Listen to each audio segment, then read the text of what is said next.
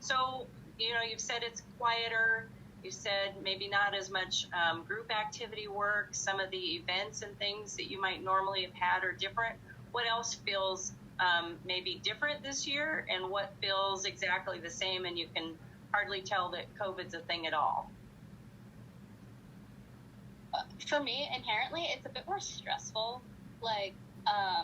because when you want to be involved in your activities and things, but they're just well, you're restricted to maybe this one activity, or you're restricted to maybe only doing this part because of COVID. And I'm in speech and debate, and when you perform, you can't really wear a mask because you need to be able to see your facial expressions. So they switched it to online, which is just as difficult, and so it's really stressful. I found it really hard to be able to do anything with a lot of my clubs, and just participating is a lot harder. And this year, I know I had a ton of stuff that was planned last spring, and it all got canceled. Stuff that I was looking forward to, girls' state, and stuff that all my friends have been hey, this is what we really enjoyed about senior year, and then it's all getting canceled. But I mean, you have to look at you have to know that there's going to be some compromises, and I feel being able to be in school kind of makes up for part of it. Yeah, that's good. It's scary though, especially with your activities. This past summer I was supposed to go to New Mexico for nationals, for speech and debate nationals, and that plus the fact that everything's just kind of different now, and the freshman participation has also kind of dwindled, and it's harder to get those people involved because you don't necessarily want to start something when virtual and online, because everything's virtual and online. Yeah. Can I just say, being at a school that is mainly based around project-based learning, because that's our curriculum, it's been a huge change from last year. So what we used to do in the past for group work, at least, is because we have to do group work in every single classroom, is what we do is we have our group, right?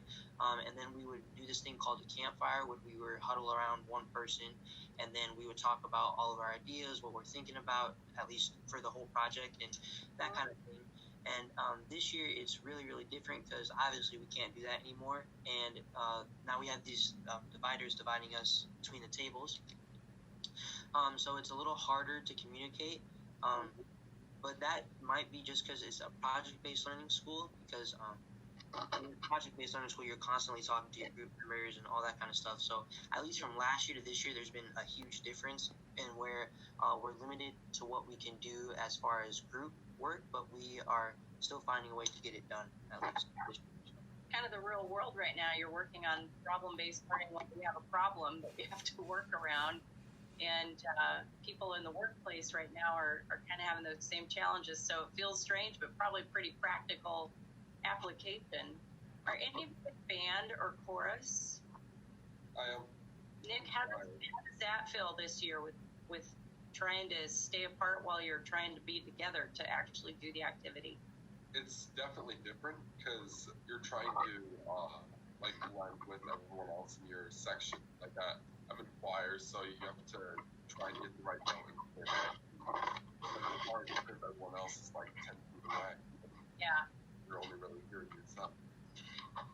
Yeah, and performances just don't feel the same, right? You're right. When you're doing something that typically has an audience, and when you don't have that same audience, it feels kind of odd. I think our athletes, people in fine arts, everybody's kind of experiencing that. Mabel, what does it feel like in middle school for some of the things that you're involved in? Where does it feel different? Football's going on right now, but when winter comes around, I play basketball. Mm-hmm. So I don't really know, because the football people really over here, nobody really comes to watch the games. Right? I will come and watch your game. Yeah, so basketball, I don't know, because for the volleyball people, parents and stuff were only coming to see the games and things, so I don't know how sports and stuff like that are going. Yeah, it feels different when we have to space people out in the crowd and only certain numbers can come. So what else have you found to be just the same this year, or what feels good about being back in school? Because last March, everybody went home and everybody was working remotely. Does it feel better being back? Do you kind of miss the remote? What feels good about kind of how we've done things this fall? Mabel, you were shaking your head. I did miss school a lot because like the instructions in like Schoology, we never used Schoology before. It was like we always used ClassLink last year, and this year when they're like, oh no, we're going into online learning and you guys are gonna use your Chromebooks every day, I was like, what? So when school started again, it was like very exciting. Even the masks and stuff, like it's worth it. That's good. What else, Avery? I know last year one of the confusing things was trying to figure out all the different platforms, because a lot of my teachers had platforms that were specific to whatever class I was taking, and so like my pre-calc, I'd see what I had to do on Google Classroom, but then I have to reroute to a completely different thing, and I had a password, and I know that was kind of frustrating to like remember that I had to check all these different websites. So it's really nice now to be able to be in the classroom and like focused on kind of, they tell me, they like check up on us and be like, hey, this like worksheet's due, and it's not all in completely different spaces. And I also know last year, like taking AP tests online, that was super confusing and was kind of just like a lot to relearn, I guess. And this year, a lot of my teachers who are teaching AP classes, they've like realized what they could cut out of the AP test if they went remote again, and so they're teaching it from like a more like a way that will be beneficial for all students, even if we do go remote, because I know they cut some chapters. So this year they're like redoing a lot of the way they're teaching, which is really smart and like helpful for us students.